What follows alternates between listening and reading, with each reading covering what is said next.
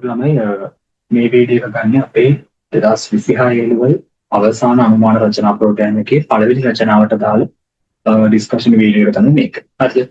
අපේ පළවෙනි අනුමාන රචනා මාතෘකාව තමයි සෛලයක් තුළ එන්සයිම් ක්‍රියාකාරීත්වය යාමනය කරන යාන්ත්‍රණ විස්තර කරන්න. දෙවෙනි පාඩමෙන් අහන්න පුළුවන් සාමාන්‍ය හොඳ එකක්. මොකද එන්සයිම් වලින් අන්තිමට 2019 ඒ ලෙවල් වගේ තමයි අන්තිමට ප්‍රශ්නයක් ආවේ. එතකොට සෛලයක් තුළ එන්සයිම් ක්‍රියාකාරීත්වය යාමනය කරන යාන්ත්‍රණ වලින් එසේ එකක් අහන්න පුළුවන්. මොකද ෆුල් එකක් ගොඩනගා ගන්න පුළුවන්. හරිද? එතකොට මේකෙදි අර මේ තියරි ක්ලාස් එකක වගේ ලොකුවට මේ වීඩියෝ එක ඇදෙන්නේ නැහැ. මේක තාමත් කෙටි වීඩියෝ එකක්. හරිද? මම මේක මේ අදාළ රූප සටහන් ටික බවා කලින් ඇන්ද මේ වීඩියෝ එක ගොඩාක් වෙලාව අඩු කරන්න ඕනේ. මොකද ඔයාලට එක්සෑම් එකට තව තියෙන මාස දෙකයි. එතකොට කාලේ නාස්ති කරන්න බෑ. ඒ හින්දා අපි ඉක්මනට මේකේ මොනවද තියෙන කාරණේ ගැන පොඩ්ඩක් කතා කරමු. හරිද? එතකොට සෛලයක් තුළ එන්සයිම් ක්‍රියාකාරීත්වය යාමනය කරන යාන්ත්‍රණය. ඒ කියන්නේ සෛලයක් ඇතුලේ දැන් අපි ගත්තොත් සෛලයක් ඇතුලේ රසායනික ප්‍රතික්‍රියා සිද්ධ වෙනවනේ. ප්‍රතික්‍රියා ගණනාවක් සිද්ධ වෙනවා. එතකොට ඒවට දායක වන එන්සයිම් තියෙනවනේ. ඒ එන්සයිම් වල ක්‍රියාකාරීත්වය කියන එක යාමනය කරන්න ඕන සෛලීය ක්‍රියාවලදී. හරිද? එක්කෝ ක්‍රියාවලිය වැඩි කරන්න පුළුවන්, එක්කෝ ක්‍රියාවලිය අඩු කරන්න ඕන. හරිද? ඒක තමයි යාමනය උත්තේජනය කරන්න ඕන, නිෂේධනය කරන්න ඕන. ඔන්න ඔය යාමනය කියන එක ගැන තමයි අපි මේකෙදි කතා කරන්නේ. එතකොට ස්වභාවිකවම සෛලයක් ඇතුලේ මේ විදිහට එන්සයිම් එක ක්‍රියාවලිය යාමනය කරන මේ කතාව අපි ඇලොස්ටරික යාමනය වල එන්සයිම් වල ඇලොස්ටරික යාමනය යටතේ තමයි කතා කරන්නේ. ඒ අනුව මේ ඇලොස්ටරික යාමනයේ ප්‍රධාන කොටස් තුනක්, ප්‍රධාන මාතෘකා තුනක් යටතේ අපි කතා කරනවා. ඇලොස්ටරික සක්‍රියණය හා නිෂේධනය, ඊළඟට සහයෝගීතාවය සහ ප්‍රතිපෝෂී නිෂේධනය. හරිද? ඕක තමයි කතන්දරය. එතකොට ඒක තමයි අපි කතා කරන්නේ මේ සම්පූර්ණ වීඩියෝ එකේ. හරිද? එතකොට එන්සයිම් එක ළමයි ස්වභාවිකව මේ දැන් එන්සයිම් එකක් ගත්තාම ඒ එන්සයිමේ ක්‍රියාකාරීත්වය ස්වභාවිකව යාමනය කරන අණු තරගකාරී නොවන ප්‍රතිවර්ති නිෂේධක විදිහට ක්‍රියා කරනවා.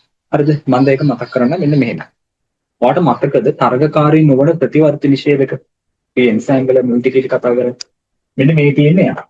හරිද? ඔයාලට ඒ කියන්නේ මේකෙදි කියන්නේ මේ එන්සයිම් සෛලයක මේ එන්සයිම් ක්‍රියාකාරීත්වය ස්වභාවිකව යාමනය කරන අණු ඉන්නවනේ. එයා ක්‍රියා කරන්නේ තරගකාරී නොවන ප්‍රතිවර්ති නිෂේධක වල ක්‍රියාව වගේ තමයි එයා ක්‍රියා කරන්නේ. ඒ කියන්නේ එයාගේ ක්‍රියාව මොකද්ද? එයාගේ ක්‍රියාව තමයි මෙන්න මේක. දැන් අපි මම තරගකාරී නොවන නිෂේධක වල ක්‍රියාව තමයි මේ පැහැදිලි කරන්නේ. ඒකෙදි මොකද්ද උනේ? ඒකෙදි උනේ තරගකාරී නොවන නිෂේධකයකදී උනේ දැන් එන්සයිම් එකේ ඉන්නවා. මේ තියෙන එන්සයිමේ සක්‍රීය ස්ථානය, මේ තියෙන එන්සයිමේට බැඳෙන උපස්තරය. එතකොට තරගකාරී නොවන නිෂේධකයක් මොකද්ද කරේ? මේනේ තරගකාරී නොවන නිෂේධකය. මෙයා මේ එන්සයිමයෙන් සක්‍රීය ස්ථානයේ නොවන ස්ථානයකට ගිහින් බැඳෙනවා. හරිද? මෙයා ගිහින් මෙන්න මෙහෙම සක්‍රීය ස්ථානයේ නොවන ස්ථානයකට ගිහින් බැඳෙනවා. බැඳිලා මොකද්ද කරේ? මෙන්න මේ සක්‍රීය ස්ථානයේ හැඩය වෙනස් කරා. හරිද? හැඩය වෙනස් කරා. දැන් මොකද උනේ? උපස්තර අණුවට ඇවිල්ලා සක්‍රීය ස්ථානයට බැඳෙන්න බැහැ. අර සක්‍රීය ස්ථානයේ හැඩය වෙනස් වුණා. ඕකනේ කරේ. එතකොට ඔන්න ඔය ක්‍රියාව තමයි අර සෛලයක් තුල එන්සයිම් ක්‍රියාකාරීත්වයේ යාමනය කරන අණු තියෙනවානේ. ඒ යාමනය කරන අය ක්‍රියා කරන්නේ මෙන්න මේ තරගකාරී නොවන නිෂේධකවල විදිහට තමයි ක්‍රියාත්මක වෙන්නේ. හරිද? හරි. එතකොට මේකදී අපි කතා කරනවා මේ ක්‍රියාකාරීත්වය යාමනය කරන යාන්ත්‍රයේ පළවෙනි එක තමයි මේ ඇලොස්ටරික සක්‍රියණය හා නිෂේධනය කියන කතාව. එතකොට මේකදී අපි කතා කරන්නේ මේ ඇලොස්ටරික එන්සයිම් කියන කට්ටිය. හරිද? එතකොට මේ ඇලොස්ටරික එන්සයිම් කියන කට්ටිය ගත්තොත් එයාලා උප ඒකක දෙකකට වඩා වැඩි ගණනකින් යුක්ත වෙනවා. මම දැන් මේ ඇඳලා තියෙන්නේ ඇලොස්ටරික එන්සයිම් එකක්. එතකොට මේකේ උප ඒකක හතරක් තියෙනවා ඔයාලට පේනවා. හරිද? එතකොට මේ එක උප ඒකකේ ගත්තෙන් පස්සේ පොලිපෙප්ටයිඩ් දාමයකින් සමන්විත වෙනවා. එතකොට හැම පොලිපෙප්ටයිඩ් දාමයක්ම සක්‍රීය ස්ථානයේ ගානේ දානවා. හරිද? මේ ඉන්නේ එන්සයිම් එක ඇලොස්ටරික එන්සයිම් එක. ඇලොස්ටරික එන්සයිම් හැම එකේම උන්න මේ තියෙන සක්‍රීය ස්ථාන. එතකොට මේ ඇලොස්ටරික එන්සයිම් කියන ඒවා ගත්තාම ළමයි එයා හැඩයන් දෙකක් අතර දෝලණය වෙවි තමයි ඉන්නේ. හරිද? මේ ඉන්නේ එයාගේ සක්‍රීය හැඩය, මේ ඉන්නේ එයාගේ අක්‍රීය හැඩය. ඒ කියන්නේ මෙයා හැමතිස්සෙම සක්‍රීය හැඩයෙන් අක්‍රීය හැඩයට, අක්‍රීය හැඩයෙන් සක්‍රීය හැඩයට ඒ විදිහට වෙනස් වෙවි දෝලණය වෙවි තමයි ඉන්නේ. හරිද? එහෙනම් මුලින්ම අපි කතා කරා දැන් ඇලස්ටරික සක්‍රියණය හා නිෂේධනය කතා කරන්නේ. ඒකට ඒ යටතේ අපි කතා කරනවා ඇලස්ටරික එන්සයිමය කියන එක. ඇලස්ටරික එන්සයිමයක් ගත්තෙන් පස්සේ හැමතිස්සෙම ස්වරූප දෙකක් අතර දෝලණය වී ඉන්නේ. ඒ තමයි සක්‍රීය ස්වරූපය සහ අක්‍රීය ස්වරූපය. එතකොට දැන් මේකෙදි අපි කතා කරන්නේ දැන් හැමතිස්සෙම දැන් ඔයා හිතන්නකෝ දැන් අපි සයිලැක්ටික් එන්සයිම් ක්‍රියාකාරීත්වයේ යාමනයේදී අපි කරන්නේ මේ දෝලණය වෙන එක්කිනාව එක තත්යකට එක හැඩයකට ස්ථාවර කරගන්න එක. හරිද? ස්ථාවර කරගන්න එක. එතකොට ඒ කියන්නේ දැන් යාමනය කරන්න ඕන දැන් අපි එන්සයිම් ක්‍රියාකාරීත්වය වැඩි කරන්නේ අඩු කරන්නේ යාමනය කියන්නේ. එතකොට ඔයා එන්සයිම් ක්‍රියාකාරීත්වය වැඩි කරනවා නම් අපි හැමතිස්සෙම තියාගන්න ඕන සක්‍රීය ස්වරූපය. ක්‍රියාකාරීත්වය අඩු කරන්න නම් අපිට තියාගන්න ඕන අක්‍රීය ස්වරූපේ. හැබැයි එහෙම තියාගන්න බෑ මේ දෙන්න හැඩ දෙක අතර දෝලණය වෙන හින්දා. හරිද? එහෙනම් ක්‍රියාකාරීත්වය වැඩි කරන්න නම් ස්ථාවර සක්‍රීය ස්වරූපයක් බවට, ක්‍රියාකාරීත්වය අඩු කරන්න නම් ස්ථාවර අක්‍රීය ස්වරූපයක් බවට මේ දෙන්න මේක පත් කරගන්න ඕන. ඔන්න ඕක තමයි අපි ඇලස්ටරික සක්‍රියණය හා නිෂේධනයේදී කතා කරන්නේ. එතකොට දැන් ඔය විදිහට ස්ථාවර හැඩයක් පවත්වා ගන්න. හරිද? ස්ථාවර සක්‍රියාකාරයක් හරි ස්ථාවර අක්‍රියාකාරයක් හරි පවත්වා ගන්න දායක වෙන අණු වලට නැත්තම් අපි ඔකට කියන්නේ යාමනය කියලානේ. ක්‍රියාකාරීත්වය වැඩි කරනවා නැත්තම් අඩු කරනවා. ඒ කියන්නේ යාමනයක්. ඒ යාමනයට දායක වෙන අණු වලට කියනවා ළමයි අපි යාමක අණු කියලා. හරිද? යාමක අණු වල ආකාර දෙකක් ඉන්නවා. එකක් තමයි සක්‍රියක, අනිත් එක තමයි නිෂේධක. සක්‍රියක නිෂේධක. දැන් මට කතාව තේරෙනවා මම කිව්වනේ. සක්‍රිය හැඩයයි නිෂේධයේ අක්‍රීය ස්වරූපේ හිටියේ.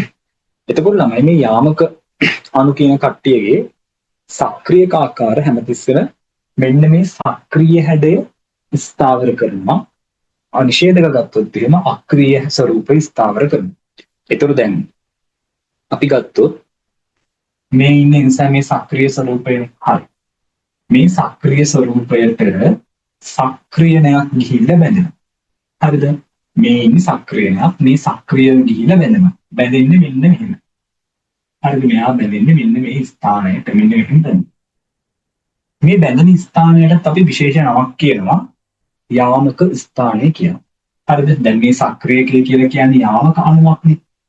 යාමක අණුවක එක ආකාරයක් තමයි සක්‍රියක කියන්නේ. නම් මෙයා යාමක අණුවක්. හරිද? මේ යාමක අණුව ගිහිල්ලා මේ එන්සයිමේ බැඳෙනවා මෙන්න මේ ස්ථානෙට. මේ ස්ථානෙට අපි කියනවා යාමක ස්ථානය කියලා. හරිද? යාමක ස්ථානයේ පිහිටන්නේ ළමයි සාමාන්‍යයෙන් මේ උපේකක සම්බන්ධ වෙන ස්ථාන වලට කියනවා මේ එන්සයිමේ මේවා සක්‍රීය ස්ථාන. මේ උපේකක සම්බන්ධ වෙන හරියට තමයි යාමක ස්ථානය කියලා කියන්නේ. හරිද? එතකොට මේ සක්‍රීයකය වැඳලා තියෙනවා මෙන්න මේ කියන යාමක ස්ථානයට. බැඳුනහම මොකක්ද දන්නවද වෙන්නේ? මෙයා බැඳුනෙන් පස්සේ මෙන්න මේ එන්සයිමය ස්ථාවර සක්‍රීය භාවයට පත් වෙනවා. ඒ කියන්නේ මෙයා මේ අක්‍රීය ස්වරූපයට නෑ ආයෙත්පත් වෙන්නේ. දෝලණය වෙන්නේ නෑ. හරිද? ස්ථාවර සක්‍රීය තත්ත්වයට පත් වෙනවා. හරිද? එතකොට වෙන්නේ මෙන්න මේ විදිහට එක සක්‍රීයකයක් මෙතනට එක සක්‍රීයකයක් නැත්නම් එක යාමක අණුවක් මෙතනදී එක යාමක අණුවක් සක්‍රීයක ආකාරයෙන් ඉන්න යාමක අණුවක් යාමක ස්ථානයට බැඳෙනවා. හරිද? බැඳුනහම මේ එන්සයිමේ සම්පූර්ණයෙන්ම සක්‍රීය ආකාරය තහවුරු වෙනවා. හරිද? අනිත් කතන්දරේ තමයි දැන් මෙතනදී බැඳුනේ එක සක්‍රීයකයක් නේ. එතකොට ඔයාලට හිතෙන්න පුළුවන් ඉතින් මේ එක ස්ථානයක විතරයිනේ සක්‍රීයකයක් බැඳුනේ නම් ඒ ස්ථානයේ විතරක් හැඩය තහවුරු වෙනවා එතන කියලා. නෑ, එහෙම වෙන්නේ නැහැ. එන්සයිමයක් ගත්තාම මේ එන්සයිමයක උපේකක තියෙනවානේ. මේ උපේකක මේ සම්බන්ධ වෙලා ඉන්නේ සංඥා හෝමාරු කරගන්න පුළුවන් විදිහට. හරිද? එයාලා එකිනෙකා අන්තර්ක්‍රියා කරනවා. එතකොට මේ විදිහට එක යාමක අණුවක් එක සක්‍රීය ආකාරයෙන් තියෙන යාමක අණුවක් යාමක ස්ථානයට බැඳුනහම සියලු උපේකකවල ඒ කියන්නේ උපේකකවල අන්තර්ක්‍රියාව හින්දා සම්පූර්ණ එන්සයිමේ හැඩය තහවුරු වෙනවා. ඒ කියන්නේ සම්පූර්ණ එන්සයිමයම ස්ථාවර සක්‍රීය ස්වරූපයකට පත් වෙනවා. හරිද?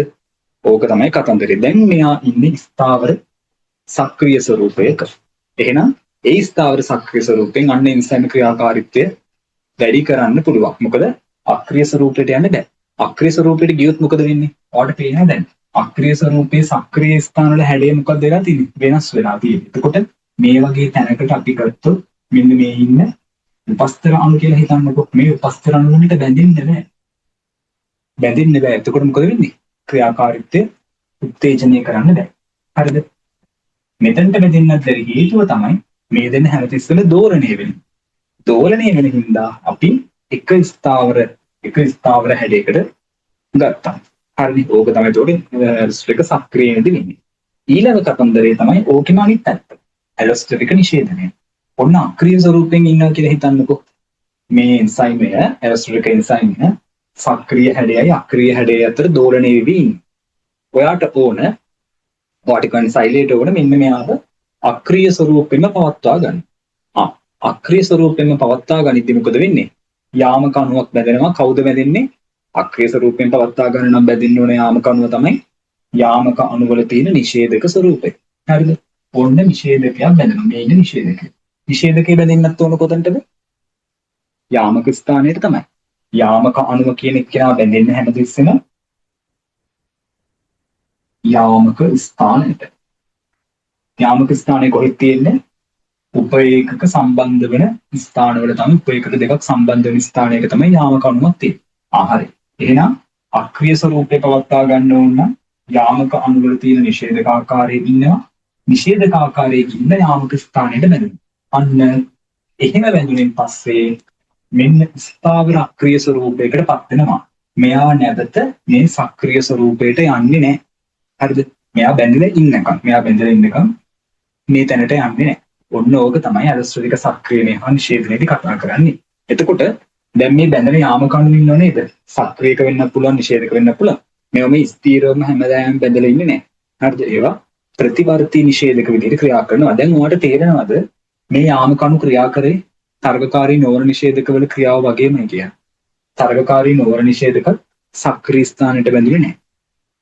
එන්සයිමේ සක්‍රීය ස්ථානයේ නොවන ස්ථානයකට බැඳුනේ. අන්න යාමක අණුත් බැඳුනේ සක්‍රීය ස්ථානයට නෙමෙයි. යාමක ස්ථානයට. සක්‍රීය ස්ථානයේ නොවන යාමක ස්ථානයට. ඊට පස්සේ මොකද කරේ? එයා මෙතනට බැඳිලා සක්‍රීය ස්ථානයේ හැඩයට බලපෑම් කරා. සක්‍රීයකයක් බැඳලා සීල උපේකකවල සක්‍රීය ස්ථානයේ හැඩයට බලපෑම් කරා සක්‍රීය හැඩයෙන්ම ඉන්න කියලා. හරිද? අන්න නිෂේධකයක් බැඳුණා. නිෂේධකයේ බැඳලා මොකද කරේ? එයාත් මේ විදිහටම තමයි ක්‍රියා කරේ. සියලු උපේකකවල සක්‍රීය ස්ථාන වලට කියන්නේ සක්‍රීය ස්ථාන කියන්නේ ඒවා අක්‍රීය ස්වරූපයෙන්ම ඉන්න කියලා බලපෑමක් එල්ල කරා. එතකොට මෙන්න මේ ක්‍රියාකාරීත්වය තමයි යා කරේ. හරිද? එතකොට තරගකාරී නොවන ප්‍රතිවර්ත නිෂේධක නෝ ප්‍රතිවර්ති කියන්නේ ඒකයි. මෙයා හැමදාම මෙතන බැඳලා ඉන්න ඕන කියලා එකක් නෙයි. හරියට ගැලවිලා යන්න පුළුවන්. එයා ගැලවුණොත් හරිද? මේ නිෂේධකයේ ගැලවුණොත් එයාට ආයි සක්‍රීය ස්වරූපයත් එක්ක දෝලණය වෙන්න පුළුවන්. මෙතනත් එහෙම. මේ සක්‍රීයක ගැලවුණොත් එයාට නිෂේධක මේ අක්‍රීය ස්වරූපයත් එක්ක නැවත දෝලණය වෙන්න පුළුවන්. හරිද? ඕක තමයි එතකොට ඇලොස්ටරික සක්‍රියණය හා නිෂේධනයේදී කතා කරන්නේ. අපි ඉක්මනට රිසෝස් බුක් එකේ තියෙන ඡේදය චුට්ටක් බලාගෙන යමු.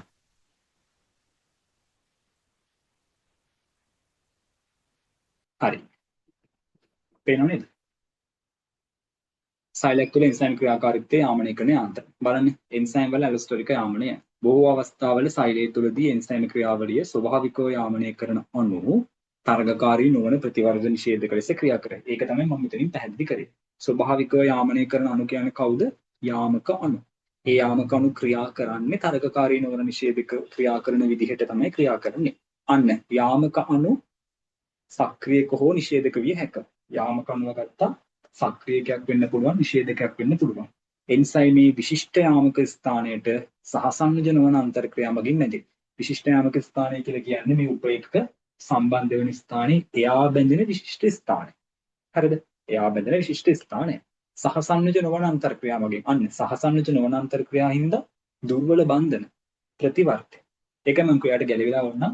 ඉතින් නැවත දෝලණය වෙන්න පුළුවන්. හරිද? එමගින් එන්සයිමේ හැඩයට හා කෘත්‍යයට බලපෑම් එල්ල කරනවා. හැඩයටයි කෘත්‍යයටයි බලපෑම් එල්ල කරනවා. සක්‍රීය ආකාරයේ තහවුරු කර මොකද කරන්නේ? උත්තේජනය කරනවා. අක්‍රීය ආකාරයේ තහවුරු කර නිෂේධනය කරනවා. එමගින් එන්සයිම් ක්‍රියාකාරීත්වය උත්තේජනය හෝ නිෂේධනය වේ. හරිනේ. අර බලන්න ඒකේ කියන හැම වචනයකටම තේරුම රූප සටහනකින් වාට හිතා ගන්න පුළුවන්. හරිද? හරි. ඔන්න යටදී අපි මුලින්ම කතා කරපු ඇලොස්ටරික සක්‍රියණය හා නිෂේධනය. ඇලස්ටරික යාමනය මගින් යාමනය වන බොහෝ එන්සයිම් උපේකක දෙකකින් හෝ ඊට වඩා වැඩි ප්‍රමාණයකින් හැදිලා තියෙනවා.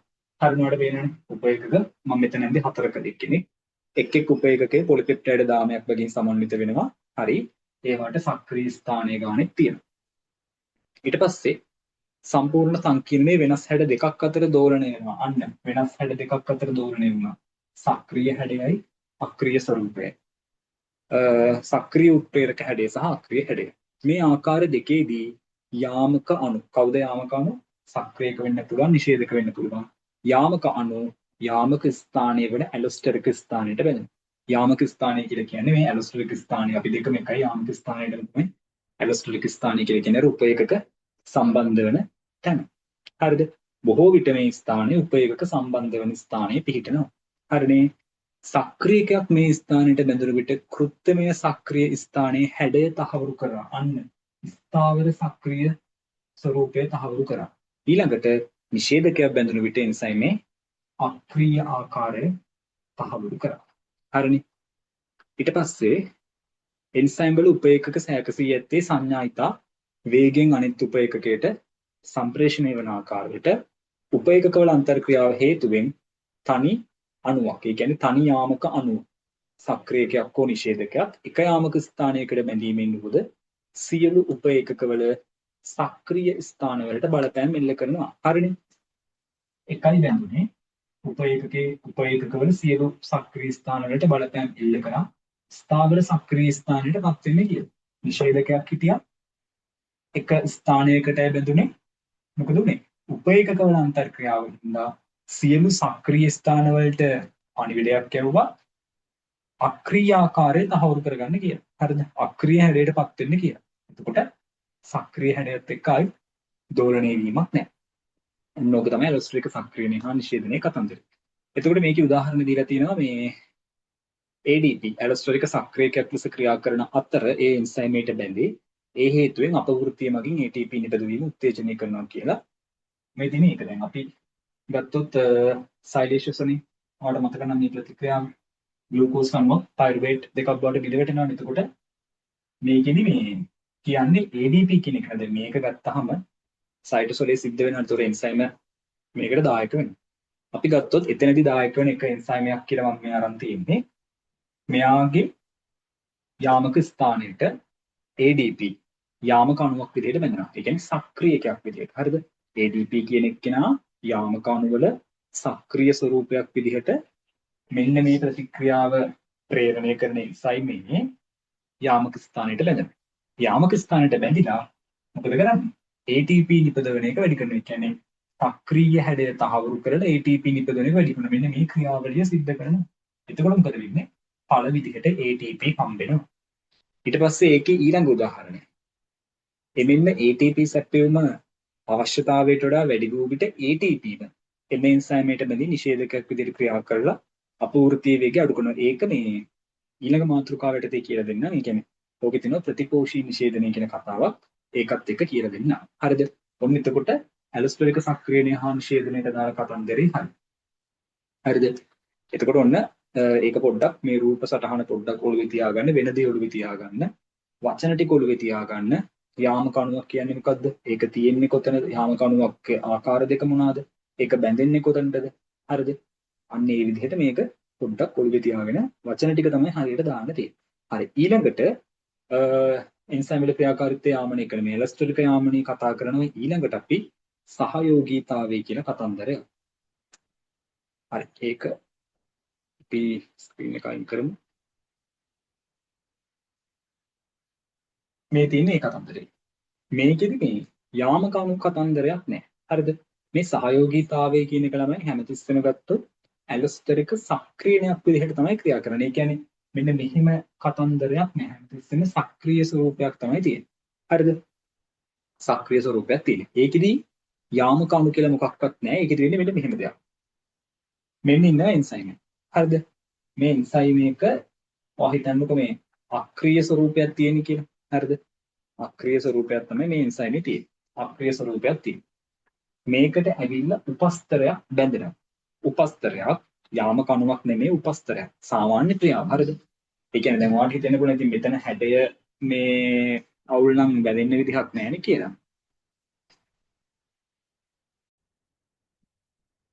හරි. එතකොට මේ සහයෝගීතාවයේදී අපි කතා කරේ දැන් ඔයාලට හිතෙන්න පුළුවන් මේ දැන් සහයෝගීතාවයේදී මේ එන්සයිමයට උපස්තරයක් බැඳිලා මොකද වෙන්නේ?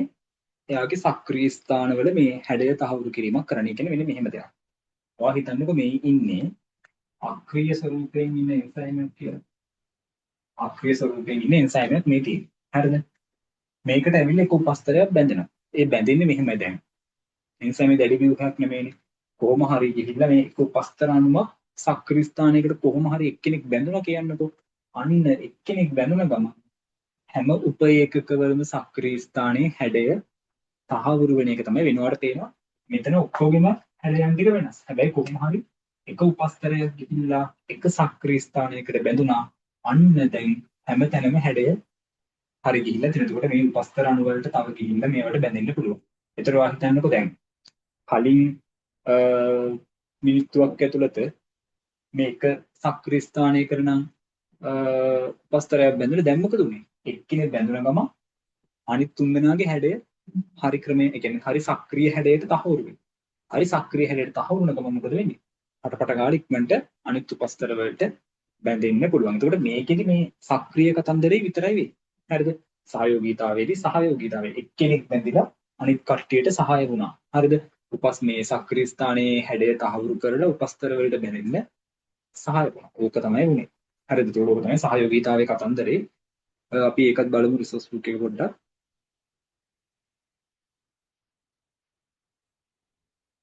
හරි. මේ තවත් වර්ගයේ ඇලස්ටර් එක සක්‍රිය නේකී එක උපස්තර අණුවක් බැඳීම හේතුවෙන් ඔන්න එක්කෙනෙක් බැඳුනා. වෙනත් සක්‍රීය ස්ථානයකට උපස්තර අණුවක් බැඳීම හෝ ක්‍රියාකාරීත්වය හෝ උත්තේජනය කරන මෙමගින් උත්ප්‍රේරක ක්‍රියාකාරීත්වය වැඩි කරලා දුන්නා. හරිනේ. එතකොට මේකේ උදාහරණයක් අපි කතා කරන්නේ මේ හිමොග්ලොබින් එක්ක එක එන්සයිමයක් නෙමෙයි නමුත් බහුඋපේකක එන්සයිම් වලදීත් මෙහෙම තමයි ක්‍රියා කරන්නේ කියන එක ඔයාලට පහදන්න මේ උදාහරණය ගන්නවා. හිමොග්ලොබින් ගත්තහම මේ විදිහටම උපේකක හතරකින් හැදිලා තියෙන්නේ. එක් උපේකකයට ඔක්සිජන් බන්ධක ස්ථානය බැගින් තියෙනවා. එක ඔක්සිජන් අණුවක් එක බන්ධක ස්ථානයකට බැඳුණු විට අනෙක් ඔක්සිජන් බන්ධක ස්ථානවල ඔක්සිජන් බන්ධූතාවය වැඩි වෙනවා. එක්කෙනෙක්ට බැඳුනහම අනිත් කට්ටියට ඔක්සිජන් බැඳෙන්න හැකියාව. හරිද? බැඳෙන එක වැඩි වෙනවා. එතකොට බහුඋපේකක එන්සයිම් වලදී කියන උපේකක දෙකකට වඩා තියෙන මේ වගේ ඇලස්ටරික් එන්සයිම් වලදී සහයෝගීතාවය මේ විදිහටම ක්‍රියාත්මක වෙනවා. හරිනේ. ඊළඟට අන්තිම කතන්දරේ ප්‍රතිපෝෂණය. හරි.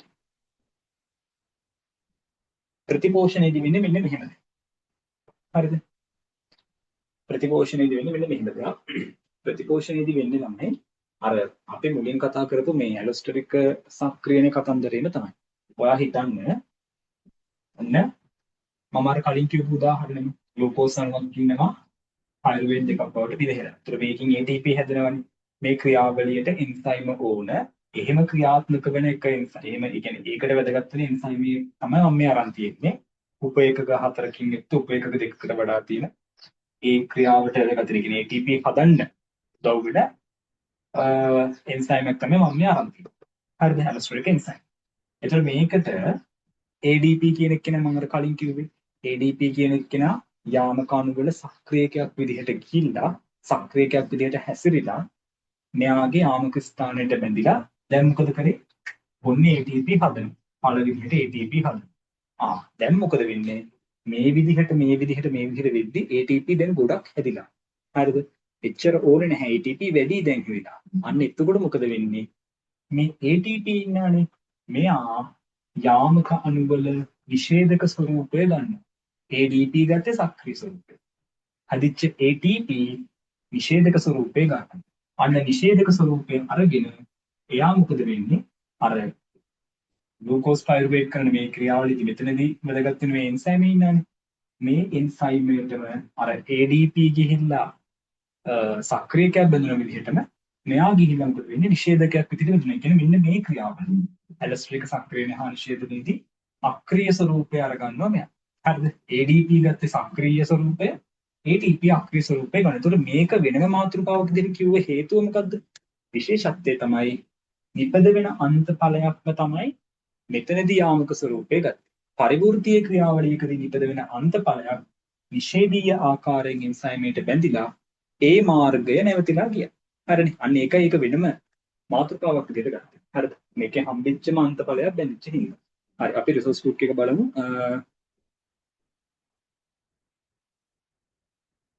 හරි. එතකොට බලන්න පේනව නේද? ප්‍රතිපෝෂී නිෂේධනයේදී පරිවෘත්තීය ප්‍රතිපෝෂී නිෂේධනයේදී පරිවෘත්තීය මාර්ගයකදී නිපද වෙන අන්තඵල නිෂේධීය ආකාරයට බැඳීමෙන් ඒ මාර්ගයේ නැවතුණා නිෂේධීය ආකාරයට ගිහිල්ලා බැඳුණා. ඒ කියන්නේ ඇලොස්ටරික් නිෂේධකයක් විදිහට ක්‍රියා කරා. ඒ හේතුවෙන් අවශ්‍යතාවයට වඩා අන්තඵල නිපදවීම නැවතුණා. මේ නිසා රසායනික සම්පත් හානිය අවම වෙනවා. ඕක ස්ට්‍රක්චර්ස් ලෙවල් අහන හොඳ ප්‍රශ්නයක්. ප්‍රතිපෝෂී නිෂේධනයේ වැදගත්කම මොකද්ද? අවශ්‍යතාවයට වඩා අන්තඵල නිපදවීම නවතිනවා. ඒ හින්දා රසායනික සම්පත් හානිය අවම කරනවා. හරිනේ. එතකොට පරිවෘත්තීය ක්‍රියාවලියකදී අන්තඵල නිපදවීම යාමනය. මෙතනදී යාමනය කියලා කියන්නේ අඩු කරන්න ඕන එක අත්‍යවශ්‍ය ක්‍රියාවලියක්. එතකොට ATP සැපයුම ඉල්ලුම ඉක්ම වූ විට ATP ඇලස්ටරික් නිෂේධකයක් විදිහට ක්‍රියා කරලා අපවෘත්තීය වේගය අඩු කරනවා. හරිනේ. ඒක තමයි සෛලයක් තුළ එන්සයිම් ක්‍රියාකාරීත්වය යාමනය කරන යාන්ත්‍රණයේ තියෙන සරල කතාව. වචන ටික හරියට ඔලුවට ගන්න. හරිද? රූපය පොඩ්ඩක් ඔලුවේ අවබෝධය තියාගන්න. ඒ ටිකත් එක්ක දාලා රචනාව ලියන්න තියෙන්නේ. හරිද? ඒකට මේකේ පොයින්ට්ස් කඩපු මාකින් එක දීලා තියෙනවා. මාකින් එක පාඩම් කරන්න. නොතේරෙන දණක් තිබ්බොත් මේ වීඩියෝ එක නැවත නැවත බලන්න. බලලා ඒ ටික තේරුම් ගන්න. එහෙනම් හරියටම රෑ 10ට Zoom session එක දානවා. ඒකට ඇවිල්ලා තනියෙන් essay එක ලියලා මේ අපිට එවන්න ඕන. හරිනේ. එහෙනම් අපි හෙට essay එකේ discussion එකෙන් හම්බෙමු. එහෙනම් කට්ටිය වැඩ කරන්න මාස 2යි තියෙන exam එකට මහන්සියලා හැමෝම වැඩ කරන්න. හරි. හෙට හම්බෙමු.